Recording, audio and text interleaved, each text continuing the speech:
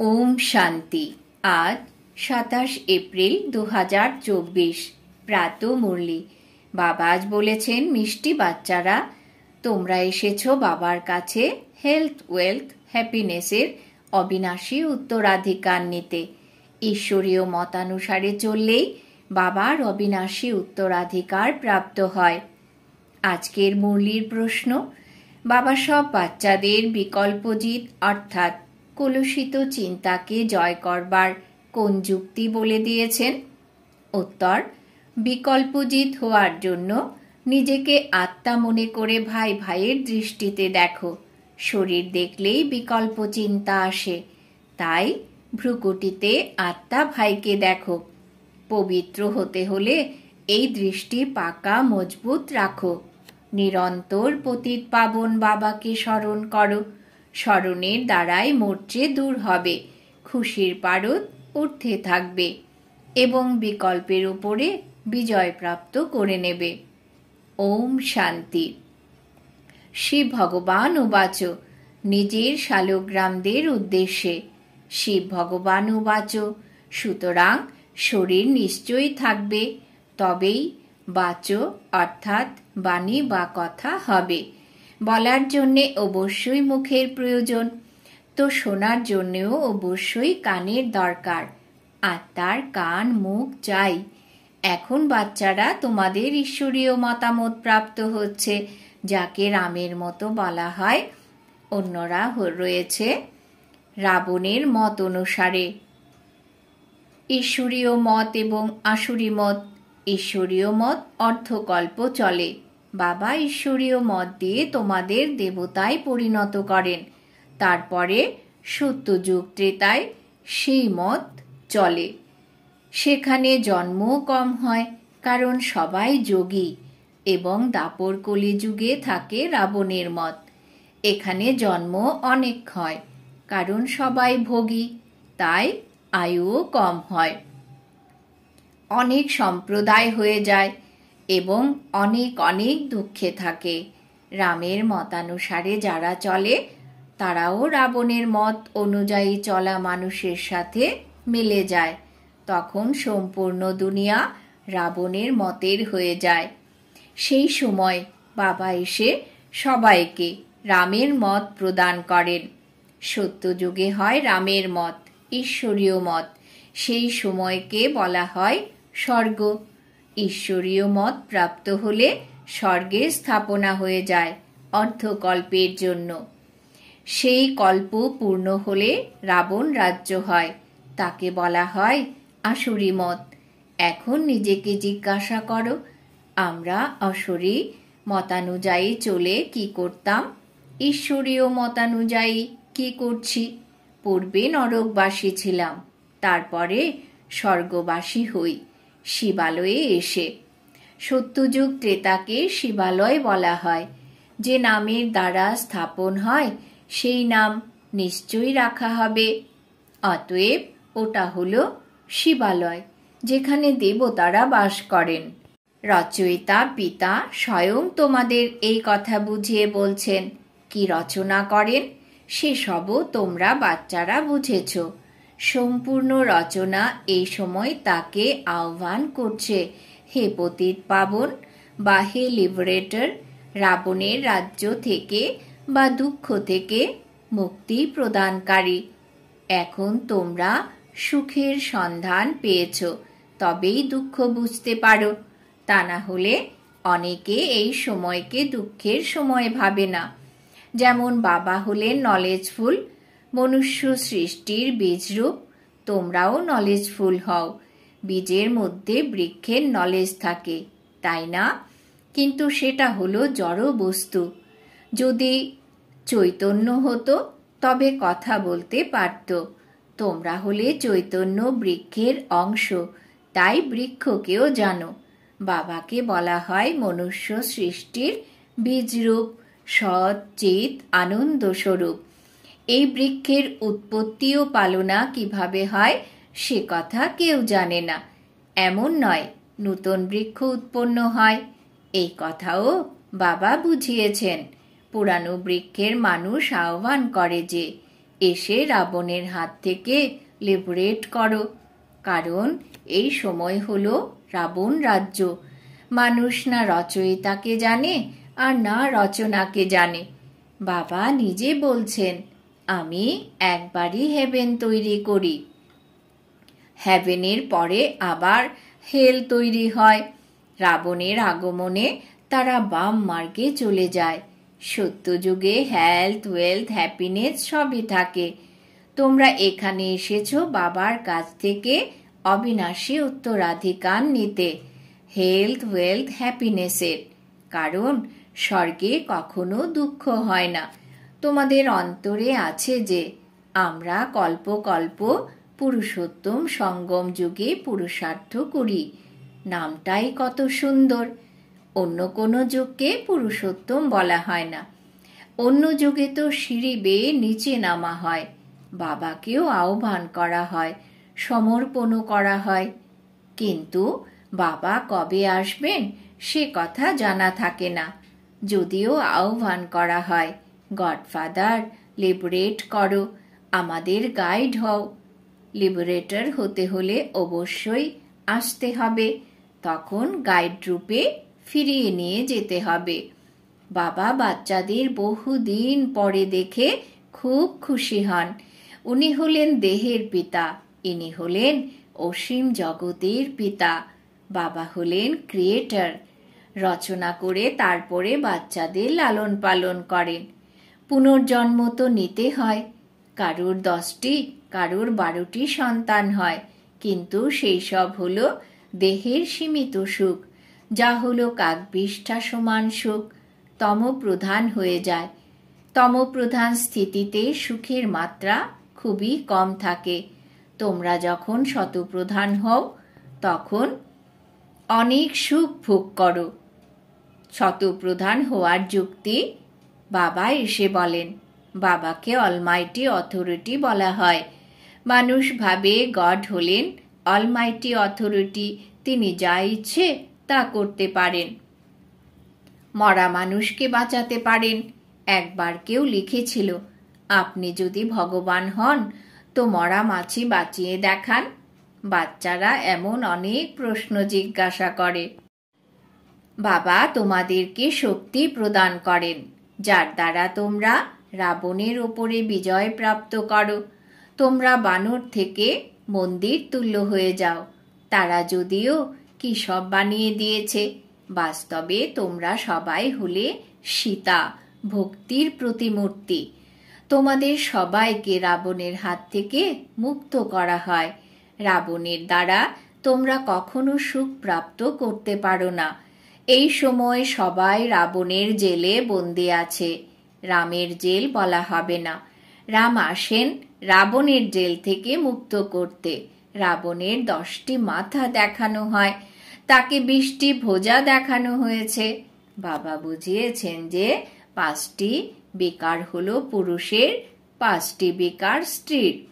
তাকেই বলা হয় রাবণের রাজ্য বা 5 বিকার রূপী মায়ার রাজ্য। এমন বলা হবে না এদের কাছে অনেক মায়া আছে, মায়ার নেশা লেগে রয়েছে, তা নয়। ধনকে মায়া বলা হবে না, ধনকে সম্পত্তি বলা হয়। বাচ্চারা, তোমরা সম্পত্তি ইত্যাদি অনেক প্রাপ্ত করো, তোমাদের কিছু চাইবার দরকার নেই, কারণ এ হলো পড়াশোনা। পড়াশোনাতে কিছু চাইতে হয় কি? টিচার যা পড়াবেন স্টুডেন্ট তাই পড়বে। যে যত পড়বে ততই প্রাপ্তি করবে, চাইবার কথা নেই। এতে পবিত্রতাও চাই। এক একটি শব্দ দেখো কত মূল্যবান। পদমা পদম, বাবাকে জানো, স্মরণ করো। বাবা পরিচয় দিয়েছেন, যেমন আত্মা হলো বিন্দুরূপ, তেমনি আমিও হলাম বিন্দুরূপী আত্মা। তিনি হলেন এভার পিওর, শান্তি, জ্ঞান, পবিত্রতার সাগর। এক এরই হলো মহিমা। সবার নিজস্ব পজিশন আছে, নাটকও তৈরি করা হয়েছে। প্রতিটি কণায় কণায় ভগবান আছেন। যারা নাটকটি দেখেছে তারা জানবে। যারা মহাবীর বাচ্চা তাদেরকে তো বাবা বলেন তোমাদের যেখানে ইচ্ছে তোমরা যাও, শুধুমাত্র সাক্ষী হয়ে দেখা উচিত। এখন তোমরা বাচ্চারা রাম রাজ্য স্থাপন করে রাবণ রাজ্য সমাপ্তি করো। এ হলো অসীম জগতের জাগতিক কথা। তারা লৌকিক কাহিনী তৈরি করে দিয়েছে। তোমরা হলে শিব শক্তি সেনা। শিব হলেন অলমাইটি, তাই না? শিবের কাছে শক্তি প্রাপ্ত করা শিবের সেনা হলে তোমরা। তারা যদি শিব সেনা নাম রেখেছে। এবারে তোমাদের নাম কি রাখা হবে? তোমাদের নাম তো রাখা আছে, প্রজাপিতা, ব্রহ্মা, কুমার, কুমারী। শিবের তো সবাই সন্তান। সম্পূর্ণ দুনিয়ার আত্মারা তারই সন্তান। শিবের কাছে তোমরা শক্তি প্রাপ্ত করো। শিব বাবা তোমাদের জ্ঞান শেখান, যার দ্বারা তোমরা এতখানি শক্তি প্রাপ্ত করো যে অর্ধকল্প তোমরা সম্পূর্ণ বিশ্বে রাজত্ব করো। এ হলো তোমাদের যোগ বলের শক্তি, আর তাদের হলো বাহুবলের শক্তি। ভারতের প্রাচীন রাজযোগের সুখ্যাতি আছে। সবাই ভারতের প্রাচীন যোগ শিখতে চায়, যার দ্বারা প্যারাডাইস স্থাপন হয়েছিল। বলাও হয় খ্রাইস্টের এত বছর পূর্বে প্যারাডাইস ছিল। কিভাবে তৈরি হয়েছিল? যোগের দ্বারা। তোমরা হলে প্রবৃত্তি মার্গের সন্ন্যাসী। তারা ঘর সংসার ত্যাগ করে জঙ্গলে যায়। ড্রামা অনুযায়ী প্রত্যেকের পার্ট আছে। এত সূক্ষ্ম বিন্দুরূপী আত্মাতে কত পার্ট ভরা রয়েছে। একেই প্রকৃতি বলা হবে। বাবা তো হলেন এবার শক্তিমান গোল্ডেন এজের। এখন তোমরা তার কাছেই শক্তি প্রাপ্ত করছো। এও ড্রামা, এও নির্ধারণ রয়েছে। এমন নয় হাজার সূর্যের চেয়েও তেজময় হলেন ঈশ্বর। সে তো যার যেরকম ভাব অনুভূতি হয় তখন সে সেই ভাবের ঈশ্বরের দর্শন করে। চোখ লাল হয়ে যায়। থামো, আমি আর সহ্য করতে পারছি না। বাবা বলেন সেসব হলো ভক্তি মার্গের সংস্কার। এই সব তো হলো নলেজ, এখানে পড়তে হবে। বাবা হলেন টিচারও, তিনিই পড়াচ্ছেন। আমাদের বলেন তোমাদের তমপ্রধান থেকে শতপ্রধান হতে হবে। বাবা বুঝিয়েছেন hear no evil, talk no evil. মানুষের জানা নেই এই কথাটিকে বলেছে। প্রথমে বানরের চিত্র তৈরি করা হতো, এখন মানুষের তৈরি হয়। বাবাও নলিনী বাচ্চির তৈরি করেছিলেন। মানুষের মনে ভক্তির কত নেশা থাকে। ভক্তির রাজ্য, তাই না? এখন হলো জ্ঞানের রাজ্য। অনেক তফাৎ হয়ে যায়। বাচ্চারা জানে যথাযথভাবে জ্ঞানের দ্বারা অনেক সুখের প্রাপ্তি হয়। তারপরে ভক্তি থেকে সিঁড়ি বেয়ে নিচে নামা হয়। আমরা প্রথমে সত্যযুগে যাই, তারপরে উকুনের মতো ধীর গতিতে নিচে নামা হয়। 1250 বছরে আত্মার 2টি কলা কম হয়। চাঁদের দৃষ্টান্ত দেওয়া হয়। চন্দ্রে গ্রহণ লাগে, চন্দ্রের কলা কম হতে থাকে। তারপরে ধীরে ধীরে কলা বৃদ্ধি পায়, তখন 16 কলা সম্পন্ন হয়।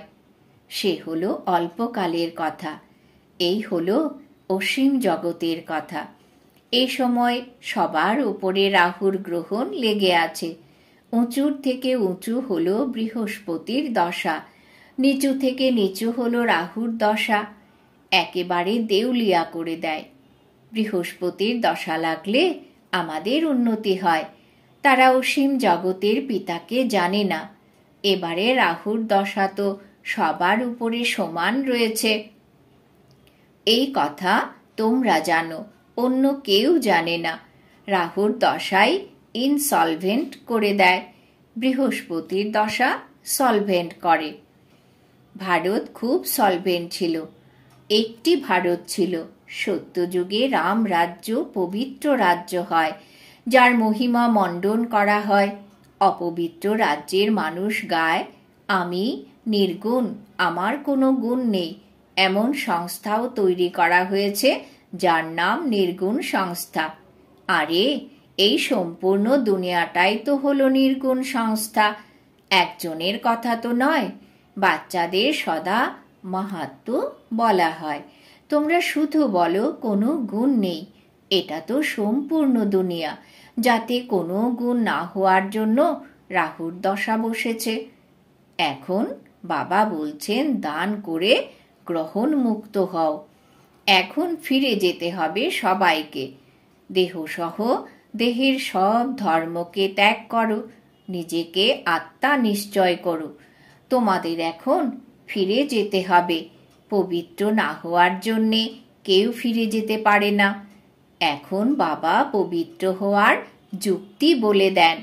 বেহদের বাবাকে স্মরণ করো। অনেকে বলে, বাবা আমরা ভুলে যাই। বাবা বলেন, মিষ্টি বাচ্চারা, পতিত পাবন বাবাকে তোমরা ভুলে যাবে তো পবিত্র হবে কিভাবে? ভেবে চিনতে দেখো যে কি কথা বলছো। পশু পাখিরাও কখনো এমন কথা বলবে না যে আমরা বাবাকে ভুলে যাই। তোমরা কি বলো? আমি তোমাদের অসীম জগতের পিতা। তোমরা এসেছো অসীম জগতের ভাগ্য প্রাপ্ত করতে। নিরাকার বাবা সাকারে আসবেন, তবে তো পড়াবেন। এখন বাবা এনার মধ্যে প্রবেশ করেছেন। ইনি হলেন বাপ দাদা। দুই আত্মা এই ভ্রুকুটির মাঝখানে উপস্থিত আছেন। তোমরা বলো বাপ দাদা। তো নিশ্চয়ই দুটি আত্মা রয়েছেন, শিব বাবা ও ব্রহ্মার আত্মা। তোমরা সবাই হলে প্রজাপিতা ব্রহ্মা কুমার ব্রহ্মা কুমারী। তোমরা নলেজ পেয়েছো যে আমরা হলাম ভাই ভাই। তারপরে প্রজাপিতা ব্রহ্মার দ্বারা আমরা ভাই বোন হই। এই স্মৃতি মজবুত হওয়া চাই। কিন্তু বাবা দেখেন যে ভাই বোনের মধ্যেও নাম রূপের আকর্ষণ থাকে। অনেকের বিকল্প আসে, সুন্দর শরীর দেখে বিকল্প আসে। এখন বাবা বলেন, নিজেকে আত্মা মনে করে ভাই ভাইয়ের দৃষ্টি দিয়ে দেখো। আত্মারা সবাই হলো ব্রাদার্স। ব্রাদার্স হলে পিতাও নিশ্চয়ই চাই। সবার পিতা একজনই, সবাই পিতাকে স্মরণ করে। এখন বাবা বলেন শতপ্রধান হতে হবে, তাই মামিকম স্মরণ করো। যত স্মরণ করবে ততই মোর্চে দূর হবে, খুশির পারদ উঠতে থাকবে এবং আকৃষ্ট হতে থাকবে নম্বর অনুযায়ী, পুরুষার্থ অনুসারে। আচ্ছা, মিষ্টি মিষ্টি হারানিধি বাচ্চাদের প্রতি মাতা পিতা বাপ দাদার স্মরণের স্নেহ সুমন আর সুপ্রভাত। আত্মাদের পিতা তার আত্মারূপী বাচ্চাদেরকে জানাচ্ছেন নমস্কার। আমরা আত্মারূপী বাচ্চারা আমাদের মাতা পিতা বাপ দাদাকে জানাই স্মরণের স্নেহ সুমন সুপ্রভাত নমস্কার। ধারণার জন্য মুখ্য সার। 1 নম্বর, ঈশ্বরীয় পঠন পাঠনে সম্পূর্ণ মনোনিবেশ করে নিজেকে সম্পত্তিবান করতে হবে। কোনো কিছু চাইবে না, এক বাবার স্মরণে এবং পবিত্রতার ধারণার দ্বারা পদমা পদমপতি হতে হবে। 2 নম্বর, রাহুর গ্রহণ থেকে মুক্ত হতে বিকারের দান করতে হবে। Hear no evil. যে সব বিষয়ের দ্বারা সিঁড়ি বেয়ে নিচে নামা হয়, নির্গুণ বা গুণহীন হয়, সেসব কথা বুদ্ধির দ্বারা ভুলে যেতে হবে। বরদান। বাবা আজ বরদান দিয়েছেন, প্রথমে আপনির মন্ত্রের দ্বারা সকলের সমান প্রাপ্তকারী নির্মাণ তথা মহান ভব। প্রথমে আপনির মন্ত্রের দ্বারা সকলের সমান প্রাপ্তকারী নির্মাণ তথা মহান ভব। ব্যাখ্যা। এই মহামন্ত্র সদা স্মরণে থাকে যে নির্মাণে হলো সর্বমহান। প্রথমে আপনি করাই হলো সকলের সমান প্রাপ্ত করা। মহান হওয়ার এই মন্ত্র বরদান রূপে সদা সাথে রাখো। বরদানের দ্বারাই সদা পালিত হয়ে উড়ে উড়ে লক্ষ্যে পৌঁছাতে হবে। পরিশ্রম তখন করো যখন বরদানগুলোকে কাজে লাগাও না। যদি বরদানের দ্বারা পালিত হতে থাকো, বরদানগুলিকে কাজে লাগাতে থাকো, তাহলে পরিশ্রম সমাপ্ত হয়ে যাবে। সদা সফলতা আর সন্তুষ্টতার অনুভব করতে থাকবে। স্লোগান: চেহারার দ্বারা সেবা করার জন্য নিজের হাস্যময়, রমণীয় আর গম্ভীর স্বরূপ ইমার্জ করো। চেহারার দ্বারা সেবা করার জন্য নিজের হাস্যময়, রমণীয় আর গম্ভীর স্বরূপ ইমার্জ করো। আজকের সমান আমি নির্মাণ তথা মহান আত্মা। ওম শান্তি।